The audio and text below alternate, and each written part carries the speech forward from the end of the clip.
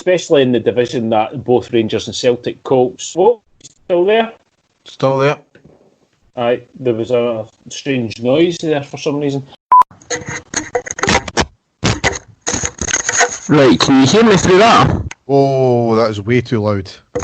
Way too loud. Right, hold on. Right, can you hear me now? Can you hear me now? And the stadium erupts in red, white and blue. You've never seen anything like it. Let's go.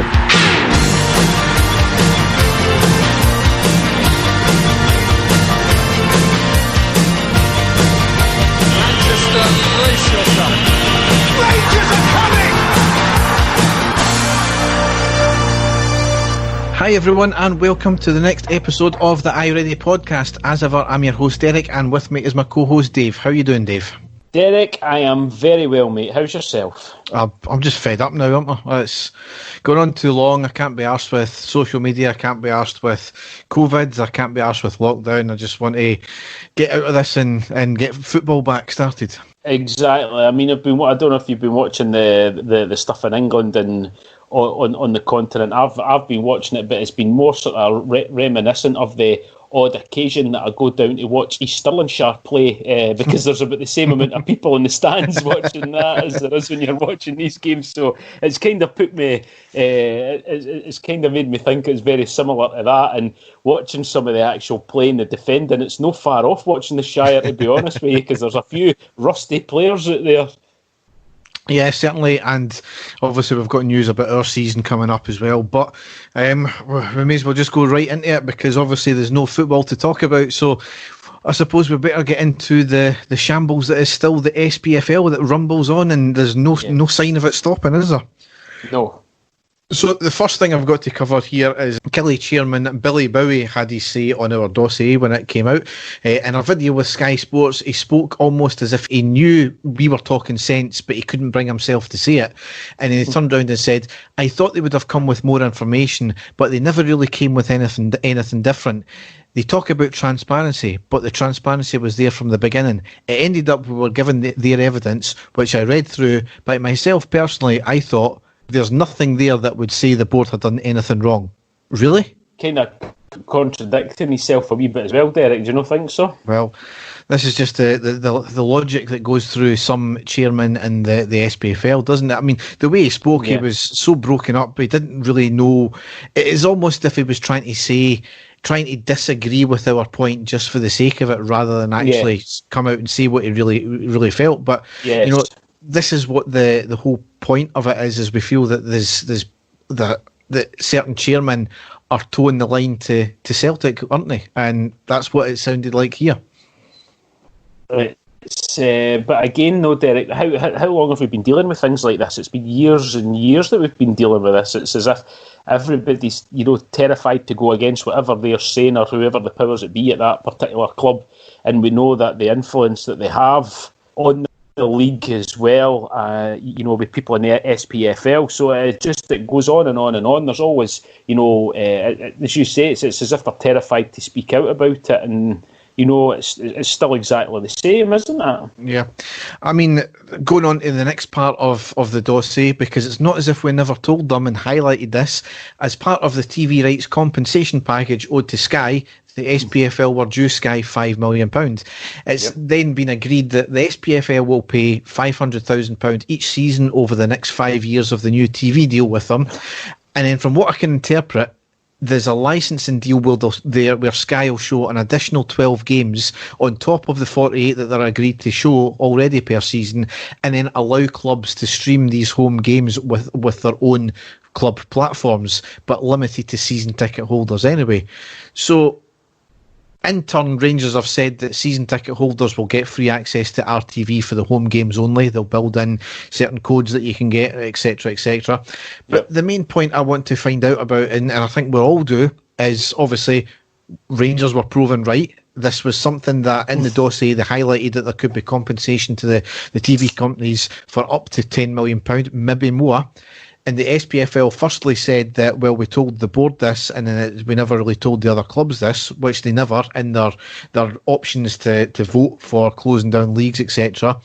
And then they turned round and said, no, that's not the case at all, when they were trying to clarify it. So they've lied on 2 occasions about this here. Yep.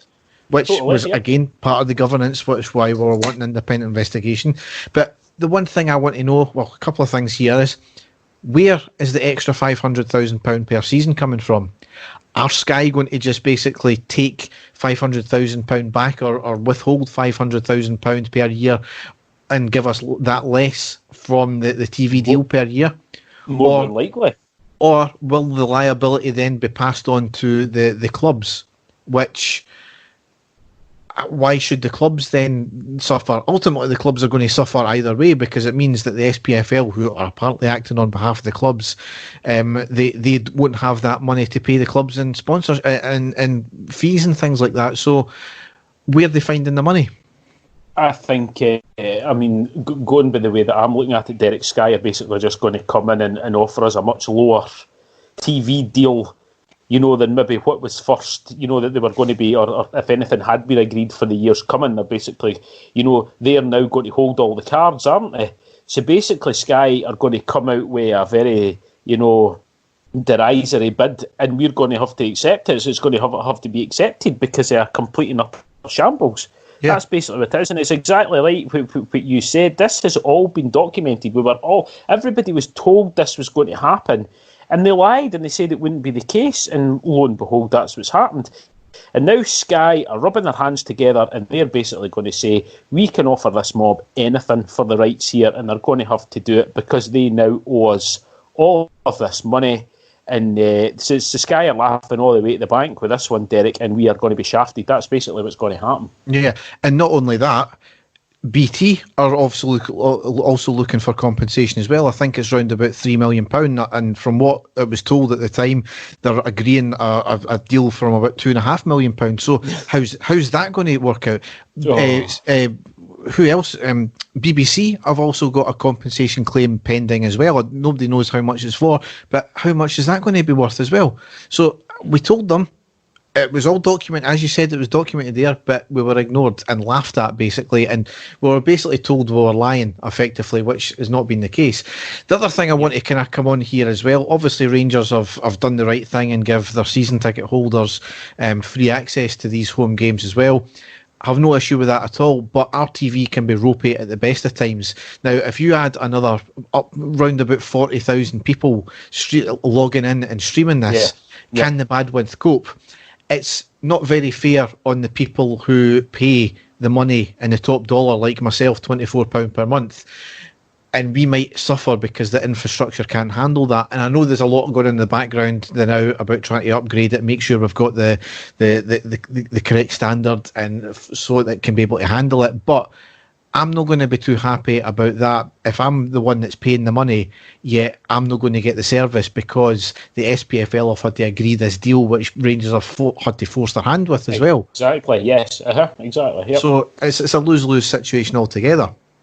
It's definitely, going back to a point that you've made, it's something that not just yourself who's made the comment on numerous occasions, but thousands and thousands of other fans. It's the one sort of criticism that they've had of RTV. The content on RTV is excellent, Derek, absolutely fantastic. But as you say, any time that you are trying to stream it in any matches there, it doesn't seem to be able to cope, and there's people losing their signal constantly, and it's something you see on Twitter as well when the games are on, and if there's anything on RTV, people complaining. So that is something that they're really going to have to look at. And if there's going to be thousands and thousands of more people tuning in to RTV, watch these games, there's going to have to be something put in place to make sure that it's done so that everybody can watch the game without any disruptions in play or in screen time. So that's a big challenge as well, I think, for Rangers as well, and maybe something that's going to cost them. So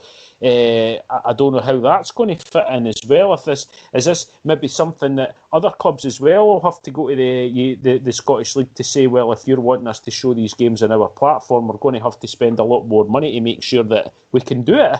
Well, exactly, I'm not a technical person. I don't know if you know how that works, Derek, but, to get the quality, of the stream better, is that something that the club's going to have to spend a lot of money on to make sure that they can reach the thousands and thousands of fans that are, tuning in?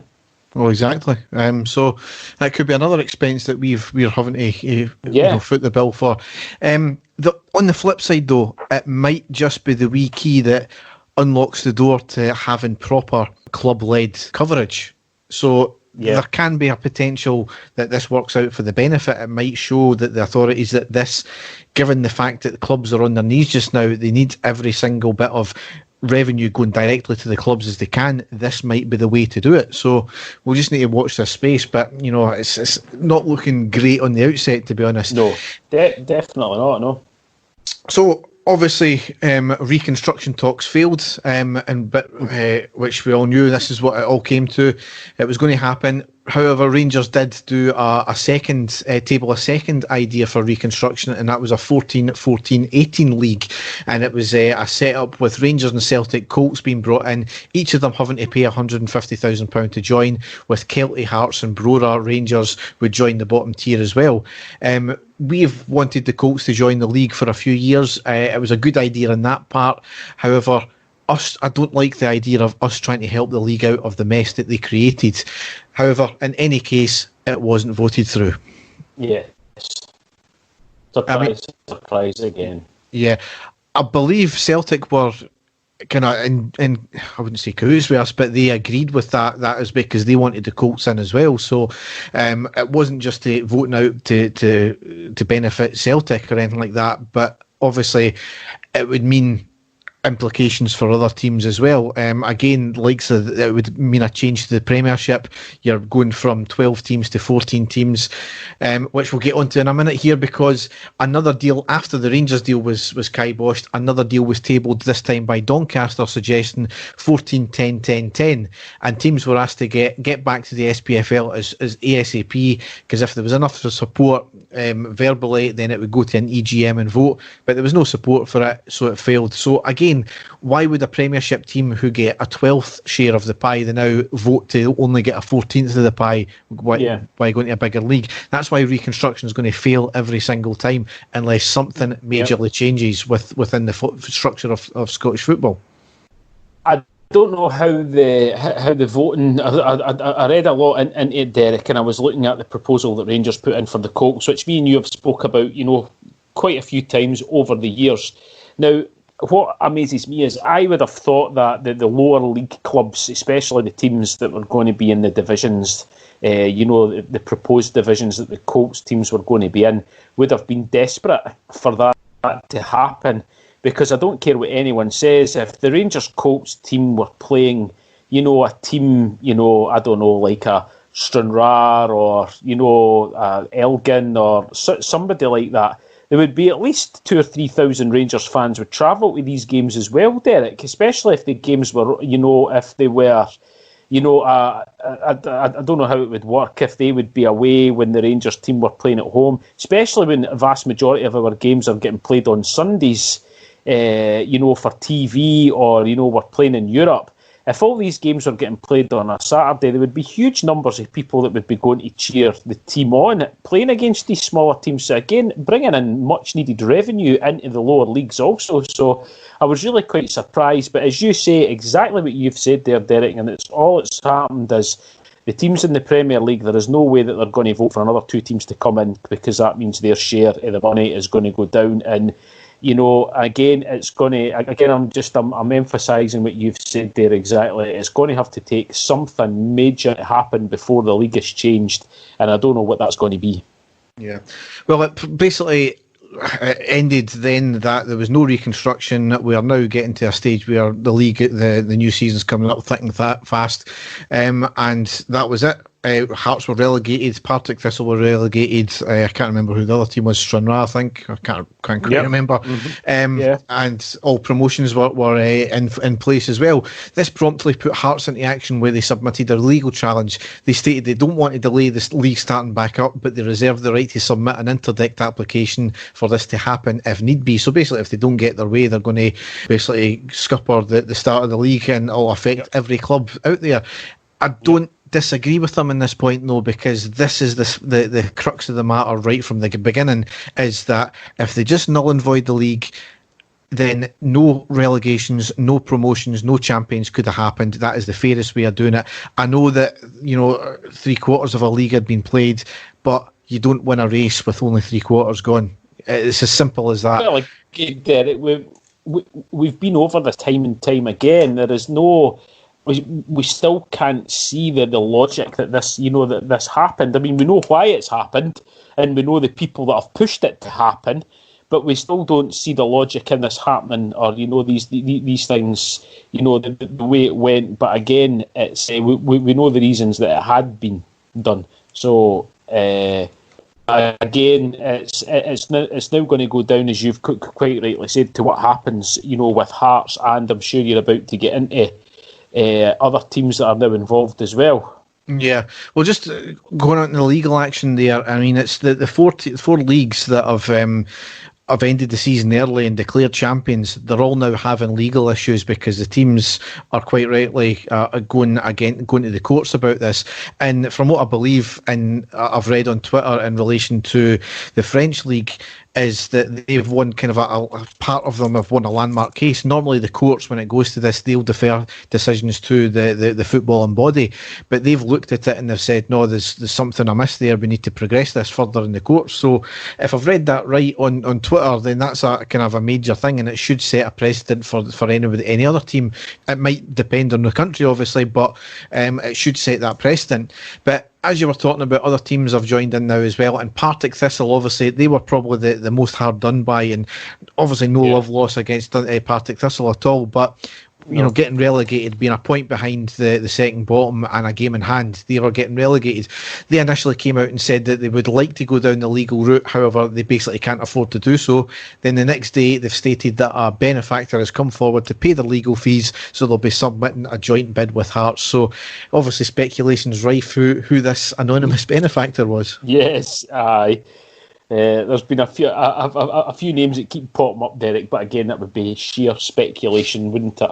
Yeah, I mean, obviously, there's been a benefactor to the Scottish leagues as well, with this Hearts fan who's invested millions into Hearts at some point, and he's given £3 million to the Scottish team. So that's £50,000 per team, and it's on the basis that you've got to do something to help the community as well. So I don't understand what it's all about, to be honest. If he's a Hearts fan, I don't understand why he doesn't just pump the money directly into Hearts. Yeah. Fair play to him, I've got to say, but there's got to be an ulterior motive as well, because as soon as he submitted that's when there was more talk about reconstruction that started again. So you've got to wonder about these people. But anyway, Hearts are looking for compensation of £8 million, and Partick are looking for compensation of £2 million. I'm not too sure if they're just outright looking for compensation or they're looking just for the relegations and promotions to be stopped. But anyway, as always with opening negotiations, it's kind of an outlandish figure to look for both of them. So it's really just to get something to more reasonable. They've also submitted papers to block the promotion of Dundee United, Raith Rovers and Cove Rangers as well, which if you block the promotions, it basically stops any relegations happening. So it could be a case of they're asking for outlandish compensation because they know the SPFL and the SFA don't have that money, and it might force their hand to try and stop the promotions, because it's basically deemed the lesser of the two options to stop the promotions and relegations. Again, two things come out of that though. If they win the compensation and the relegations happen, where's the money going to come from? Is it going to come from other clubs? Are they going to have to get loans from the government? Are they going to have to get some mysterious benefactors? ultimately, if it comes from the clubs, either way, it's going to come from prize money or directly the clubs will need to pay. Not fair on the clubs, especially if they didn't vote for relegations or promotions to happen, which never happened. All they voted on was to ultimately say that the league cannot be played any longer. And the second point is, if promotions are blocked, would there be legal challenges from Dundee, Wraith Rovers and Cove Rangers? Again, I think it all comes down to money, though, Derek, doesn't it? I mean, that was what Partick Thistle had said. So, a lot of these things do come down to money.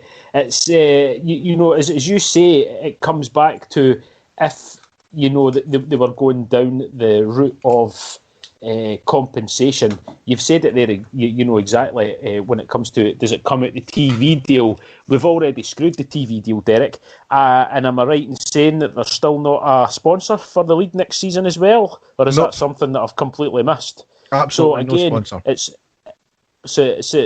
not as if we've got some huge sponsorship deal as well that's going to make multi-millions for Scottish football either. So it's going to be very interesting to see what happens now, Derek. And as you say, on the continent things are changing. So we'll wait and see. I wouldn't be surprised if nothing happens at all and it stays as it is. But I really do hope that there is a bit of a fight here, and we'll see exactly what happens. Yeah, and really, if you end up blocking promotions and relegations, then surely you can't have winners of the Premiership then, if that's the case. So Celtic would need to be stripped of the title that was handed to them.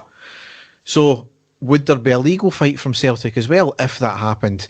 Would they even strip the title from Celtic? Now, that would be hilarious, considering they've been promoting their whole 9 in a row thing, but I can't see that happening either. Can you? I can't see that happening whatsoever, Derek, especially in this country.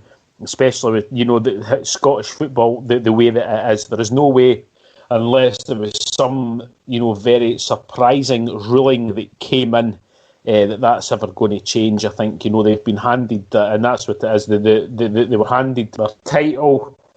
We all know it's tainted. They can pretend all they want, but I really can't see that changing. I think the powers that be were determined that they were going to be handed that title regardless, and there'd be a major fight on. If anybody was to try and reverse that. But again, stranger things have happened. I'm not a legal expert. I know there's tens of thousands of them on the other sides that support a team on the other side of the city that are all legal experts, but I'm not. But again, it's one of these things we're going to have to wait and see what comes through with Hearts and Partick Thistle with their legal fight here. But I just hope at least that it really does put the cat amongst the pigeons, and it can show the complete shambles it is, the people that are running Scottish football. So again, it's one of these ones that we'll just have to wait and see what comes out of that. Could take a while, Derek. You know what legal proceedings and stuff are like, so I don't know how it's going to be, if there's going to be any rush that it's got to be done before the league season starts again, or I honestly don't know, but it's going to be a shambles regardless, isn't it? It really is. The more and more we talk about it, the more we read into it, the more we dig into it, you say to yourself, this is an absolute joke of a league that we are playing, and the people that run it are an absolute shambles. So, well, I mean, it's reached, England, all this shambles that's happened as well, and even the pundits down there are like, can't believe what's going on. I mean, on that note, Chief Mammy, Nippy, Hair Nicola, whatever you want to call her, gave the go-ahead for sports to be played behind closed doors from, I think it was just Monday there. So, therefore, just like every other league in Europe, we could have resumed the league by now. And we wouldn't have had the last 12 weeks of corruption. And it just shows how corrupt and farcical the Scottish League is, and those who run it are. So ultimately the plan is to start the season and the new season in August. Celtic will be set to host the first Glasgow derby. It's not getting called the Old Firm on this anymore. And Lemon, he said that it should be pushed back to allow fans in the stadium. Now, would they be saying that if it was Ibrox the first Glasgow derby of the season? Yep. Of course they wouldn't. Exactly. It all adds fuel to the fire in regards to Celtic's finances, because there's a lot of rumours floating about them now. I've seen a few things online in relation to the ownership of their stadium. Obviously, they're looking to loan a couple of players rather than buy them for £17 million each, according to the papers and all that kind of thing. They're not getting the people like Edward. No bids are coming in for him so far, so it all has that fuel to the fire. But enough of talking about them. Mm-hmm. The one big thing that's come from this as well is Hearts are in complete dire straits quite clearly, and it's got to the stage that they've had to publish their bank account details online in a statement, basically getting the begging bowl out, asking for donations, that are telling fans, if you want to donate to our cause, then here's our bank details. Hibs have had to make people redundant. They've had to put more staff on furlough and temporarily close their academy. Aberdeen have said that they're basically facing a £9 million black hole. This is before they've even started building their stadium, which is never going to happen now. Yep. No. These teams are the next biggest teams outside of Rangers and Celtic, and for them to be having so much financial difficulties shows how bad the situation is. And the SPFL have done nothing but compound the problem for them. Yep. And again, it's shown how corrupt it is, because, as we've said quite clearly, it's all been done to suit one team and one team alone. Yep. And my mates laughed me off about this, but it nearly happened a couple of times before with the Dundee teams merging and the Hearts and Hibs merging. Could that be on the cards now? People keep saying, "Oh no, it'll never happen. They're too big for that to happen." We were too big to have what happened to us, and obviously there was a lot of corruption that was going on in there. But you look at the money situation with Hearts and Hibs; they have Hearts especially have already had a major issue with finances, and they were nearly at death's door as well. Can they do it a second time? I don't think so. Will fans have that same buy-in like they did the first time? I don't think so.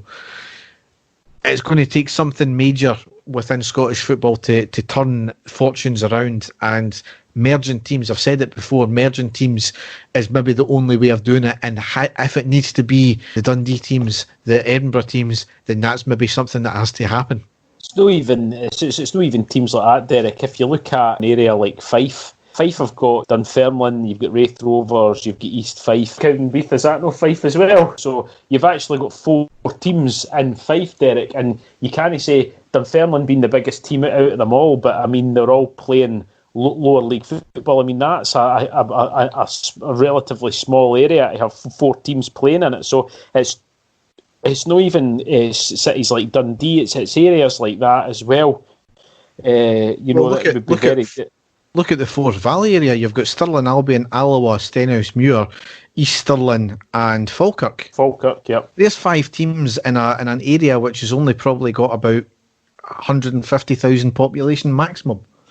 Yeah, it's as I say, it's difficult for all these teams, but they are all a lot of them are playing sort of part-time football. That's the reason that they're able to keep going. But for clubs, as you say, like the clubs in Dundee, like Hibs and Hearts, although I don't think it will ever happen, Derek, I honestly don't, it's going to be exceptionally difficult for them. And if Hearts are relegated, if they lose their legal battle, you've got to wonder where they're going to get the cash, because they're going to have to let the vast majority of their players go. So it's going to be a complete rebuilding job for their new manager, Robbie Nielsen, which, to be fair to Hearts, I thought that was that fantastic, trolling, top trolling there. That the Dundee United manager would rather face relegation with Hearts than come up with Dundee United again. I thought that was top notch, but it's going to be very, very difficult, Derek, and in the financial situation that the league is in at the moment, like we've just been speaking about, it's going to be grim for a lot of these clubs. But fuck them, Derek. They were the ones that put the boot into us when we were down.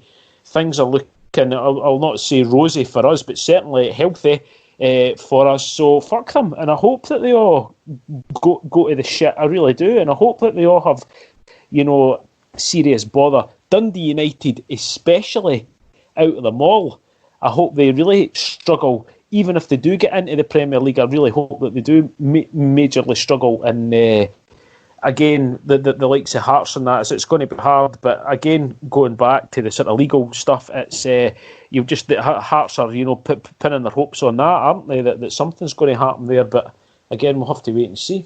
Yeah.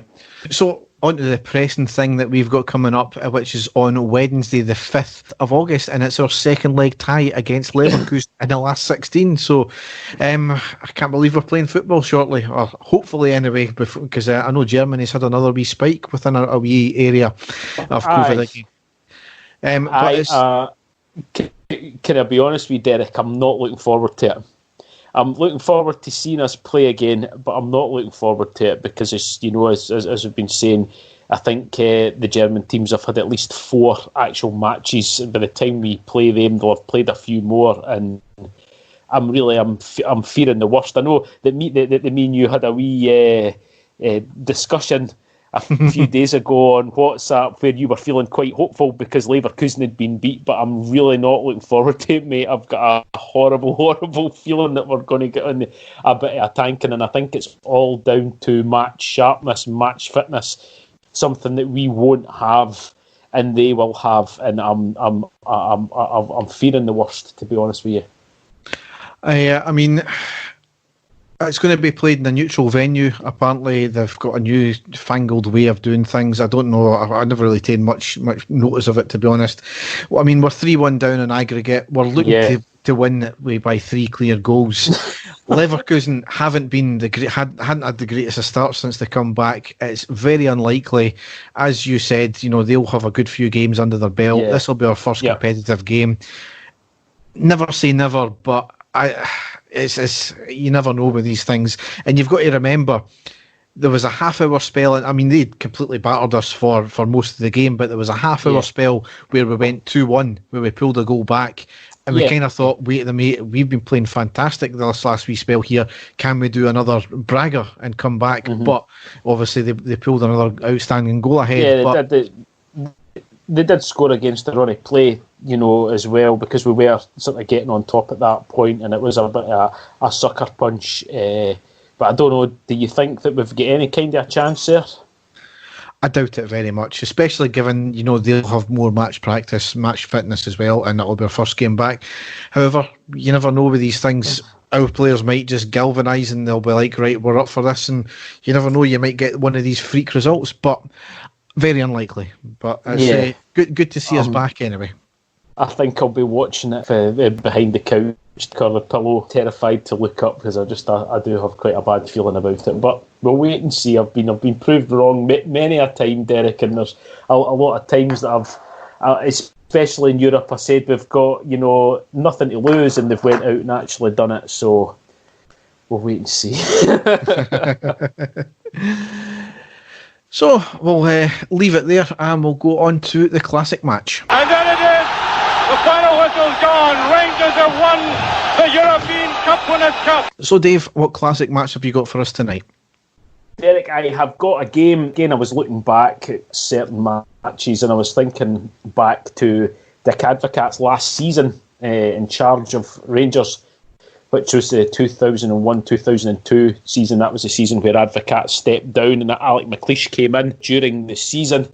And it was a game, it was the opening game of the season, and I was actually talking to my son about German players. My son's right into playing FIFA, and he knows a hell of a lot more about sort of modern day footballers and young up-and-coming stars on the continent than I do. And I was talking to him about German football, and I said, I would love us to sign a couple of players, established players who were even playing in the lower half of the Bundesliga. And I was talking to him about the likes of George Albert, Stefan Kloss that came to us. And then I says we actually had another player called Christian Nerlinger, who we all thought was going to turn out to be a superstar for us the way that he started his career with Rangers. And it got me thinking about games where Nerlinger played, and I've actually picked out a game where it was his league debut for Rangers, and it was on the 28th of July 2001, where we were away at Pittodrie. Dick Advocaat was still the manager of Rangers, and it was Eb Skovdal that was the manager of Aberdeen.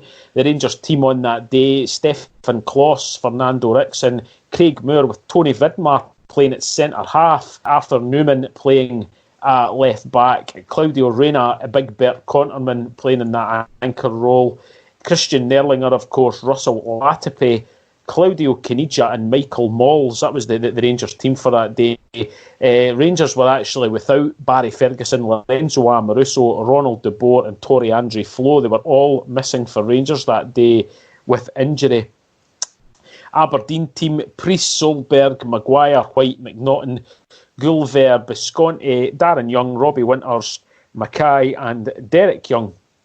So it started off, as I say, 3 debutants for Rangers making their Premier League debuts: Christian Nerlinger, Russell Latipe and Claudio Caniggia. Now, we all knew about Claudio Caniggia, world famous player, Argentinian international. You know, he had been playing for Dundee and basically set Scottish football alight. Playing for Dundee, Rangers went in and got him. He was an excellent signing for us, in my opinion. Should have stayed another season with us. It didn't. I think we missed the boat in that one. But anyway, back to the match. Aberdeen doing everything they could to unsettle Rangers' 3 new players, especially Christian Nerlinger. They're trying to thump him at every opportunity they had. It's as if they had singled him out to be the man to try and target. A lot of really heavy challenges going in.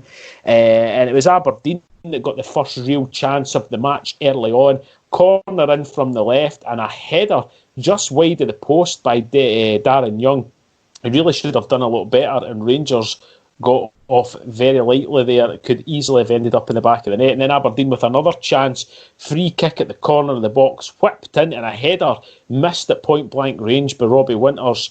Rangers defence looking really shaky. We knew that it was going to be a bit strange with Tony Vidmar in at centre half there.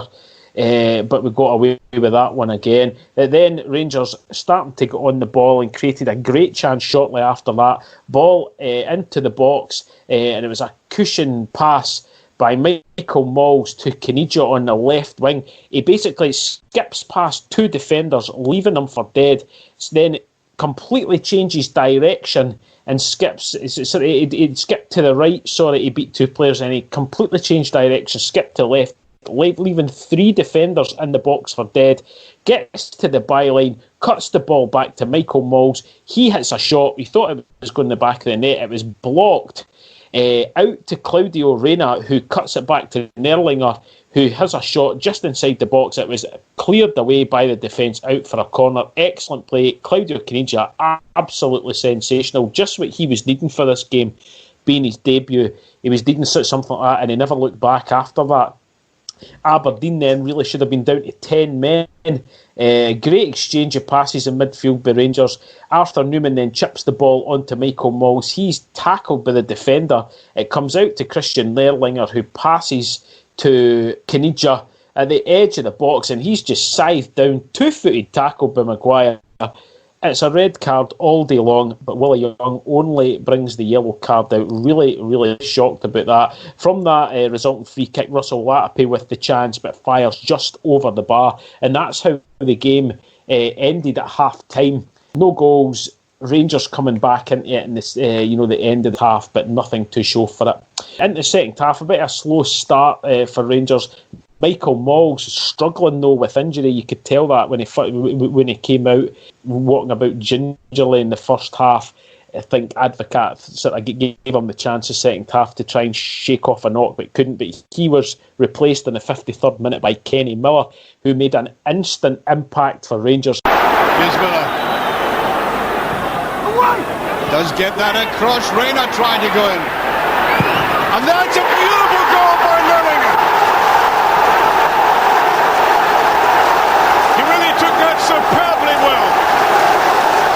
Very much like the chance and the opportunity that he converted the other night in Europe, which he did with his right foot. This time it was the left foot, cunningly set back for him. There wasn't much of a target to see with such a cluster of players around him, and that's as neat a goal as he's ever scored.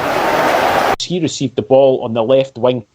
He puts a cross in from the byline. It was missed by Caniggia. The ball was then laid back to Christian Nerlinger from Claudio Reyna at the edge of the box. He hits a fantastic shot low into the bottom right-hand corner past the Aberdeen goalkeeper to make it 1-0 to Rangers.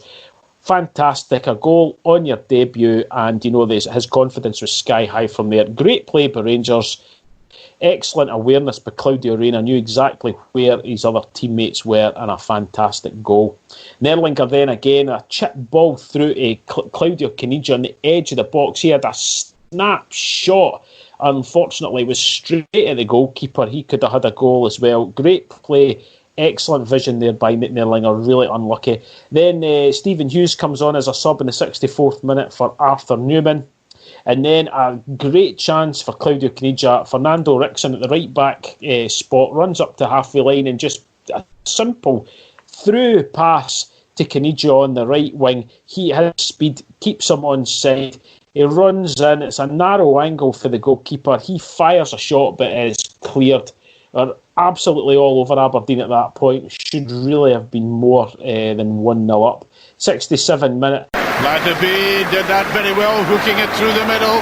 Here's Caniggia, lovely ball. Kenny Miller should have gone in further. Here's Caniggia with it. Penalty kick. Caniggia brought down as he went for it. Great effort by Caniggia again, slipping it on to Miller. I think Miller probably could have gone a couple of steps further. Goalkeeper did very well. And down he goes. Referee gives the penalty kick. Look at him pointing right away. Russell Latterby to take this.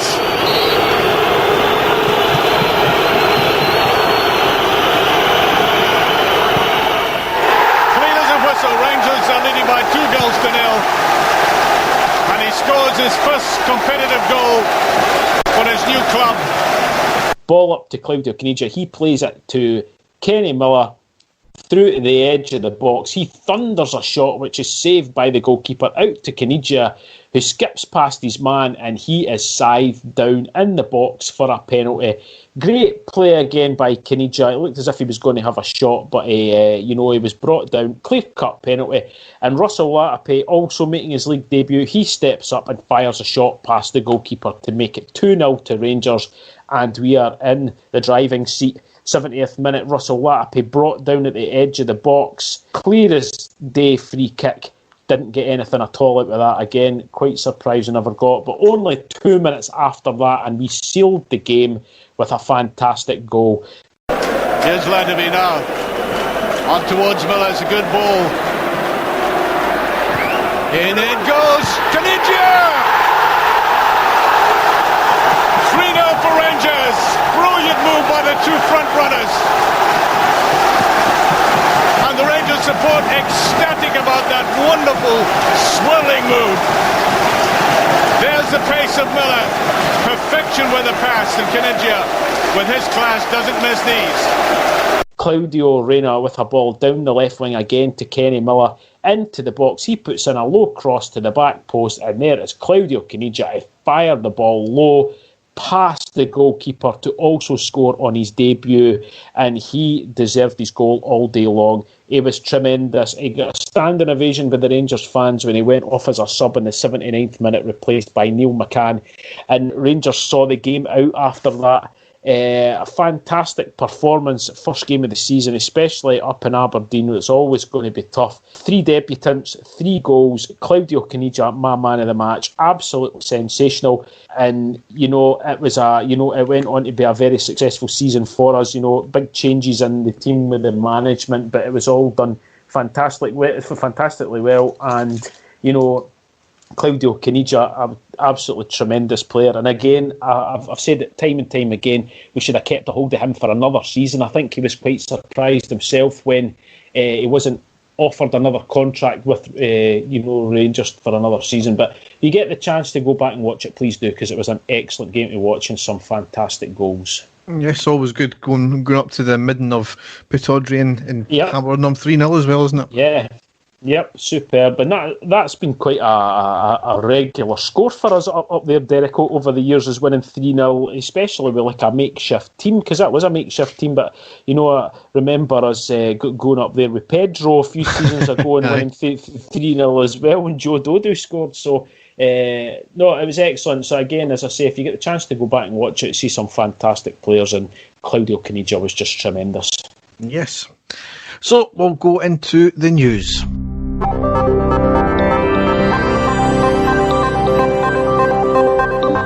So a few bits and pieces as ever to go over.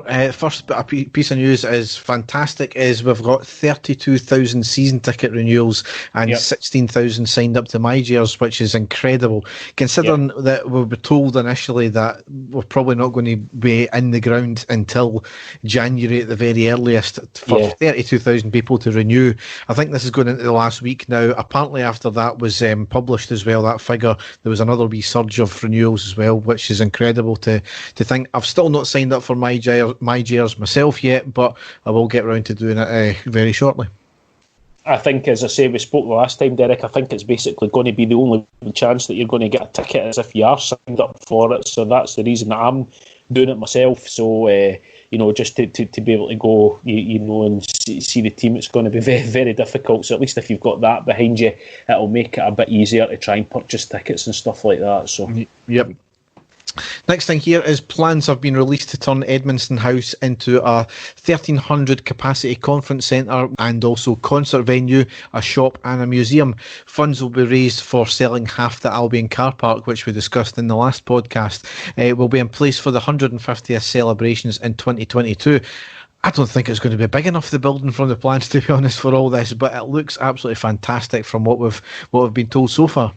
I'm hoping it's going to be a bit like the TARDIS, Derek, where, when you actually go on the inside, it's huge on the inside, because I was thinking exactly the same as you, but it's been badly needed, hasn't it? It's, for a club the size of ours, with the stadium we've got, having, a venue like that linked to us, with, a museum and a shop and stuff like that, it's badly needed. It'll be fantastic, and, here's hoping that goes through, exactly the way that they've planned it, because it does look quite spectacular. I mean, that's the thing as well. Celtic were trying to build a hotel, which was apparently should have been built by now, which, still waiting. Yep. But a hotel is limited in what your kind of footfall, isn't it? The East End of Glasgow isn't the most salubrious of places, so you're not going to get people travelling out there to stay in a random place and then walk into the city centre, are you? Whereas a music venue, which has got great transport links to, you're going to get people going there, and apparently Rangers have already been in touch with promoters, music promoters as well, about potentially using it. So that's going to be a very, very lucrative venue if that actually comes to fruition. Here's hoping it does. Yep. The welcome to Ibrox sign above the megastore has been replaced. The old white icon one has become pretty weather worn. Looked quite cool, but it needed replaced, and they've put a blue and red one with silhouettes of our trophies and numbers on them one. But they just need to get more signs printed out for next year, especially when we win the UEFA Cup this year as well. Don't know where they're going to put that. I'm not saying anything, mate, because I think you've been smoking, son. I wish. Next one, the pitch has been relaying and it looks absolutely immaculate. Certainly that's one thing that needed to be done extremely badly. I'm sure I read as well that it isn't the whole pitch that's hybrid, but it's just the section in front of both the goals. So that's unknown to me, but yeah. Last one here, next one here, which was announced yesterday. Energy Check have been announced as the new back of shirt sponsor for the next 3 years, so they'll replace Utilita. So hopefully that's a good bit of money there. Aye, definitely. Yep. We've also partnered with digital media company Dugout. They're a digital media company looking to expand our reach internationally. AC Milan, Arsenal, Barcelona, Bayern Munich, Chelsea, Juve, Liverpool, Man City, PSG and Real Madrid are just some of the clubs that use them. So certainly we're in good company there. And fantastic, if these clubs use them, then they must be doing something right. So it can only be a good thing. Yeah. On to signings now. Yanis Hadji has signed a permanent deal for £3.5 million, so an absolute steal, I think, there. Certainly if he shows anything in the next wee while that he's shown in the 11 games that he did play, 11 or 12 games that he did play, we've got a great signing. Yeah, I think we definitely have, Derek, and a young player as well. The good thing is that we know, that he's capable, and he could be capable of a lot more if he gets played in the correct position. I still would prefer to see him play behind the striker rather than on the wing where he was getting played. I still think that's a problem position for us. Derek is on the right hand side where he was getting played. I would like to see him, I would like to have a bit of protection behind him, and him to be doing, the sort of attacking midfielder role. So I don't know if that's maybe what Steven Gerrard's got planned for him or not. I'm not quite sure, but delighted to have him on board. And as you say, for $3.5 million, it's an excellent price for a player, and highly thought of as well. So, I've got high hopes for him. I really do. I just hope that, we're getting linked to a lot of players, Derek, so we'll just have to wait and see. But again, because crying out for it last year, I really hope that we get a decent right winger. I really, really do. But again, we'll have to wait and see what happens here. But delighted with that one. Yeah, I mean, obviously his price tag was valued at £5 million before he actually signed, and of course Michael Stewart had to come out and make comments, and he questioned how we can afford a £5 million price tag that was being touted after recording a £11 million loss. I mean, this is the guy who I don't think actually went for any transfer fees of any of the clubs he went to. So, and then obviously Barry Ferguson had to stipe in as well and say that he wouldn't have paid more than £2 million for him. So, I can understand Michael Stewart, but Barry Ferguson, the guy is a mouthpiece and he's just an idiot when it comes to commenting us in the media. It's again, Derek, it's a guy who we should be remembering as being a legend for our club, for the way that he played for us all those years, and he's ruining it for himself by pandering to the media and pandering to a certain section of supporters out there, which I'm really disappointed in. There's no need for him to come away with anything like that, and I think, as you've just said, a fantastic price, especially the way the market is just now for a player of his ability. So well done, Rangers. It's a great piece of business, I think. Yep. A bit of a surprise, this one. 20-year-old Calvin Bassey has signed on a pre-contract from Leicester on a 4-year deal. He can play left-back or centre-back, and it was only a cross-border fee as well, so low six figures, I believe. Yep. Don't know much about him, but apparently he's quite rated. And this is why I take absolutely nothing to do with any of the rumours that have been going about Rangers when it comes to transfers, because this came out of nowhere. Nobody knew about this.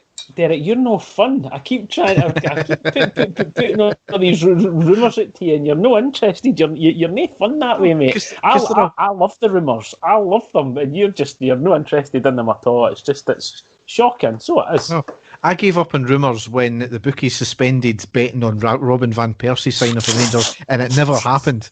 I was burned, Dave. I was burned. It was more the fact, that I was the rumours that Bruno Alves was going to get his best pal Cristiano Ronaldo to come and sign for us, and that didn't happen. You know what I mean? When you see things like that on Twitter, you're kind of half hoping that it's true, but it's no. I love the rumours, Derek. I really do, and we're linked with players all the time, and I look them up and I see their stats and I think, oh yeah, I'll be a fantastic player, and I know that 99% of the time it's an absolute lot of rubbish, but I don't know. I'm just a bit of an optimist that way, I think. Fans that are fueling some of it with the likes of Lyndon Dykes obviously been linked with us. A wee bit of interest there. He's dyed his hair blue and put it on Instagram or Twitter or whatever it is. And started following all the Rangers players. Yeah. Come on, you're forgetting about that. And all the media obviously pick that up and run with it, but it's the ones that are just chucked out there by the media that just make no sense whatsoever. Nobody's heard of them. Rangers have not heard of them as well, and that's when I'm just like, nah. I can take fans having the rumours. I can't take the media bumming it up, and then fans get on top of that as well. It's just it doesn't excite me, Dave. Happens every year, mate. It's great. Nah. Well, anyway, another one that came out of the blue was we've signed 32-year-old ex-Hearts keeper John McLaughlin on a 2-year deal after leaving Sunderland. Know nothing about him. Again, came from out of the blue. 400 career appearances, apparently 50 odd for Sunderland, and he's 6'3", so clearly not going to be challenging McGregor for his number one seat. He's clearly brought his back up, but it would probably go towards the fact that we've obviously got rid of Anik and Fotheringham, and likelihood that McCrory is going to be staying out on loan for the next year as well. Yep. He's been capped for Scotland as well, Derek, so like you, I know nothing about him at all. I can't remember him playing for Hearts or anything about him, but experienced guy. He is going to be a backup and nothing more, so I'm not too, particularly worried about that. But bringing in somebody with a wee bit of experience, so that's all right. Yes. Talking of McCrory, Ross McCrory has had his loan at Portsmouth extended, but only until they complete the playoffs. So I was getting worried there because that's the player I think we should be building the team around, to be honest. Yep. And I got worried. Mm-hmm. So hopefully it's just for the playoffs, and then he comes back and then he kicks on with us. So yeah, it's that was one of the very few success stories for Caixinha's tender as the tenure as the Rangers manager. So a player that we rate very highly. I don't honestly know how he's been doing at Portsmouth before, Derek. If he was, I know somebody had made some comment that he was getting played at right back, which I was really quite shocked at. But I don't know if that was just for a few games or no. But they obviously think quite highly of him if they're wanting him to stay. So we'll wait and see. But no, a very talented player that we should be definitely keeping a hold of. Yes. 9 academy players have signed pro contracts with us and will join the under-18s.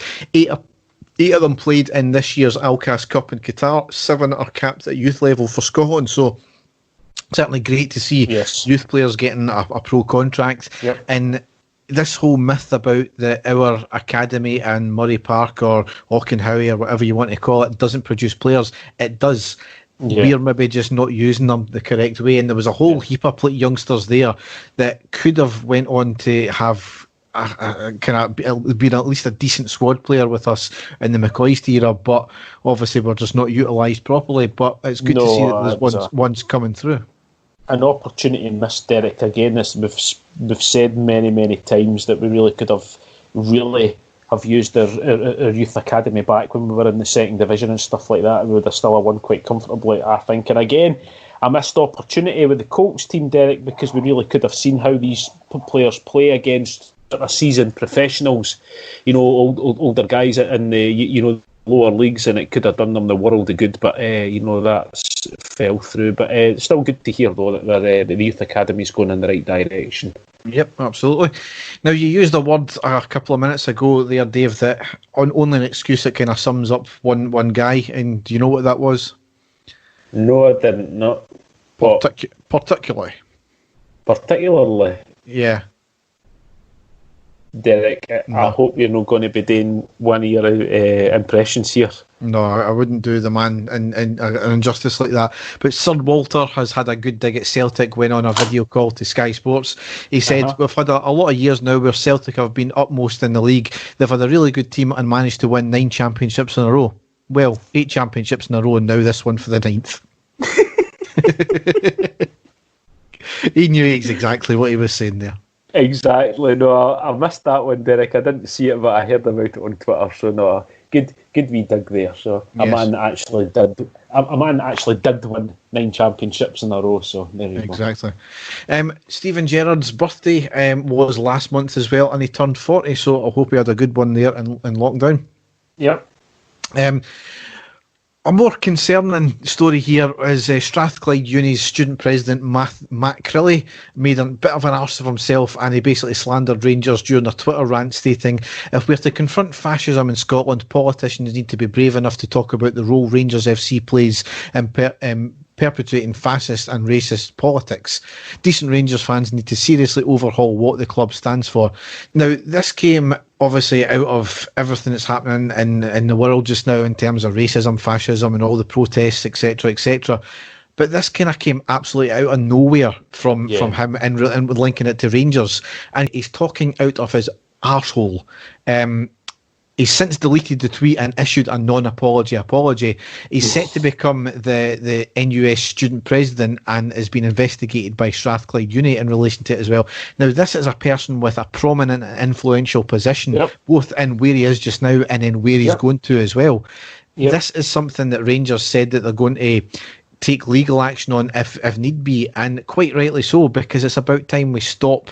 You can't go after all the bloggers because they're just lunatics. They're sad individuals with potential mental health issues, and at the end of the day, they'll get their backers, and going after them legally will give them more notoriety and more support. Whereas you go after people in prominent positions like this who slander the club out of absolutely nowhere, then we're quite justified in that. I mean, the guy was an absolute idiot for saying that, and this just goes, this typifies what we're up against when it comes to people in prominent positions, whether it be in the student bodies, whether it be in regulatory bodies, whether it be in the media. We are up against it because they've got it in for us every which way, and it's Rangers are seen as big bad Rangers every single time.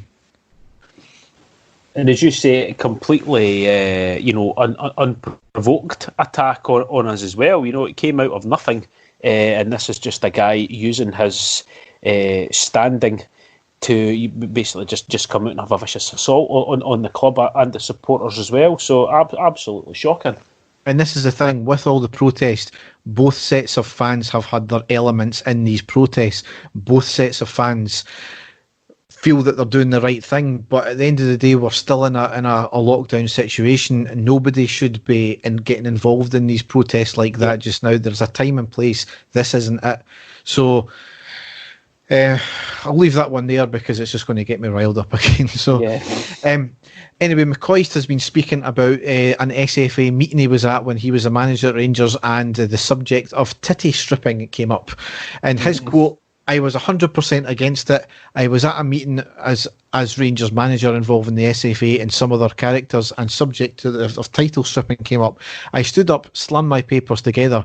There were about 14-15 people at the meeting, and I said, 'Gentlemen, you have to excuse me because from this moment on I'm taking absolutely no part in this madness,' and walked out the room. Not only was it a non-starter for me, it was people trying to play to an audience that should never have existed. I look back and tell people Juventus got caught blatantly cheating and they were put down a division for a year." So I'm glad that he's coming out and saying this. This should have been said long ago. The one annoying thing about that, though, is they were coming up with they were having discussions about that, and he walked out of the room.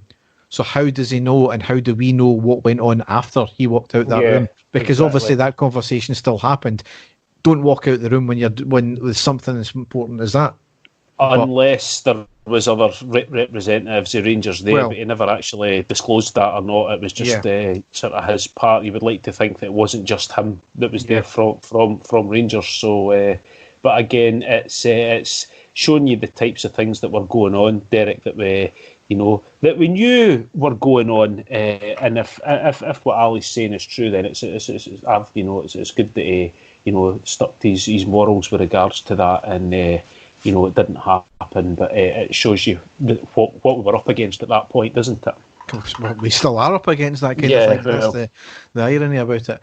A couple other bits and pieces here. Ian Durrant has teamed up with Stephen Aitken to become the management team at East Kilbride, so wish them all the best of luck there. Yep.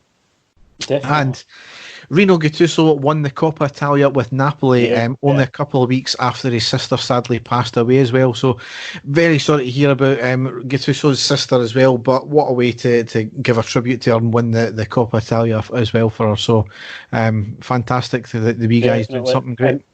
And another wee bit to add there, Derek, did you see who his assistant manager is? Yes, the little known Luigi Rico. Riccio, that was it. I didn't realise that, but again, I don't know if it's just paper talk or not, but according to him, he says that there's a good chance that Gattuso will be the Rangers manager one day, but I don't know if that was just newspapers making up a lot of nonsense or not. But another great rumour there, Derek, that's something that I'll cling on to for a long time, so there you go. Yeah, you never know. He's a successful manager, so you've got to say, why not? Definitely. So now, Dave, we've had a month off with this, but it's like buses in this. There's normally about I get 5 stories in at once here, and I've got tons, but I've actually got 2 tonight. I'll go over. Right, go for it. Man, age 68, has a 10-inch chopstick stuck in his belly after inserting it into his backside out of curiosity. A 68-year-old Chinese man has had a chopstick lodged in his belly after sticking it into his rear out of curiosity. The elderly resident, who remains anonymous, no bloody wonder, claimed that he was interested in checking his backside after developing piles. Could be true. Doctors made the shocking discovery during an X-ray scan after the man had gone to hospital with severe abdominal pain. No shit, Sherlock. Exactly, no shit. The patient had been discharged from hospital after medics removed the metal stick from the pensioner's intestines. A metal chopstick. A metal chopstick. Oh, no. I was going to say every time we farted they got splinters, but that'll not be the case. The elderly resident confessed to the medics that he was using the stick to check his hemorrhoids out of curiosity. As you do. Oh my god. Oh dear. Men hired for sexual fantasy break into the wrong house. 2 men were hired to break into a house as part of a sexual fantasy were arrested after mistakenly targeting the wrong person. One of the men, Terence Leroy, had just been acquitted of entering the home armed with a weapon after the bizarre incident took place in July 2019. Oh dear. The roleplay experience was arranged through Facebook, where an unnamed customer asked 2 men to enter his home, tie him up in his underwear, his home, and stroke him with a broom. The customer lived near Griffith, New South Wales, and provided his address to the hired pair so they could carry out the plan. The client is said to have updated the pair when he moved to another house 30 miles away, but there appears to be some sort of miscommunication as the hired men clearly missed the message. Not realising someone new who lived in the house, the two men entered holding machetes, which they appeared to have taken as props along for the roleplay. Oh no. The resident of the house initially wasn't alarmed when he noticed the light come on, as he was used to his friend coming home early in the morning. However, when the hired intruders called out the name of their client, the homeowner realised something was wrong. He removed the sleep apnea mask he was wearing to find the 2 men standing above his bed holding machetes. Upon realising their error, one of the men said, "Sorry, mate," and shook the resident's hand before they left and drove to the client's new address. Aye, very good. Oh dear. New South Wales, Derek. Yes. Oh, Leroy's lawyer said, in a commercial agreement to tie up and stroke a semi-naked man in his underpants with a broom, entry was not with intent to intimidate. Entry where? Well, exactly. He added he was willing to pay $5,000 if it was really good. Oh dear. So, on that note, it's about time to end the podcast. So, as ever, we don't know when we're actually going to be back with the next podcast. It might be another week, it might be another month. We just don't know. It really depends on what kind of stuff happens in the Scottish game. Obviously, we've got to wait and see what happens with the court cases or pending court cases or settlements or whatever is going to happen with Hearts and Partick Thistle. But certainly we've just got to sit tight. As obviously Chief Mammy's still got to do her thing and act the big Billy, big boss, and see what happens there in terms of lockdown stopping. But we'll see what happens, and hopefully be back as soon as we can. Yeah, definitely, mate. It's as you say, the shambles and the pantomime as Scottish football. We could be back in a month, or we could be back in 2 days. You don't know how these things are going to pan out, but we'll wait and see what happens. We might not be back at all. Exactly. Yes. So, as ever, thanks for listening, and goodbye. Take care, folks. Stay safe. Goodbye. And the stadium erupts in red, white and blue. You've never seen anything like it. Let's go.